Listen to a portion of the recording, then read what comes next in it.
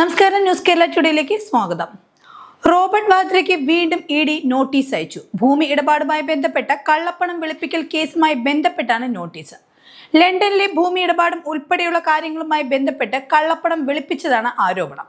ഇത് രണ്ടാം തവണയാണ് വാദ്രയ്ക്ക് ഈ കേസുമായി ബന്ധപ്പെട്ട് സമൻസ് അയക്കുന്നത്. കൂടുതൽ ചോദ്യം ചെയ്യൽ ആവശ്യമാണ്, അതുകൊണ്ടാണ് സമൻസ് അയച്ചത്. എല്ലാ ആരോപണങ്ങളും വാദ്ര നിഷേധിക്കുകയാണ്. തനിക്കെതിരെയുള്ള രേഖകൾ ഇഡി കെട്ടിച്ചമച്ചതാണെന്നും രാജ്യത്ത് അനുകൂലമായി സംസാരിക്കുമ്പോൾ തന്നെ അടിച്ചമർത്താനാണ് ശ്രമിക്കുന്നതെന്നും അദ്ദേഹം പറഞ്ഞു.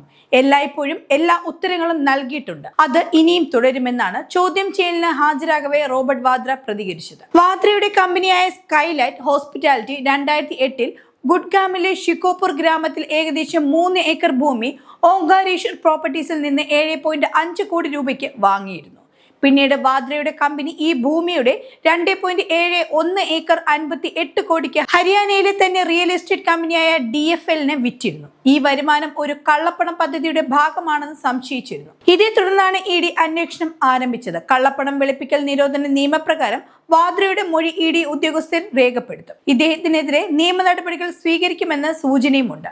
വ്യവസായിയായ റോബർട്ട് വാദ്രയെ ചുറ്റിപ്പറ്റിയുള്ള ആരോപണങ്ങൾ വീണ്ടും വിവാദങ്ങൾക്ക് വഴിവെക്കുമെന്നാണ് നിരീക്ഷിക്കുന്നത്.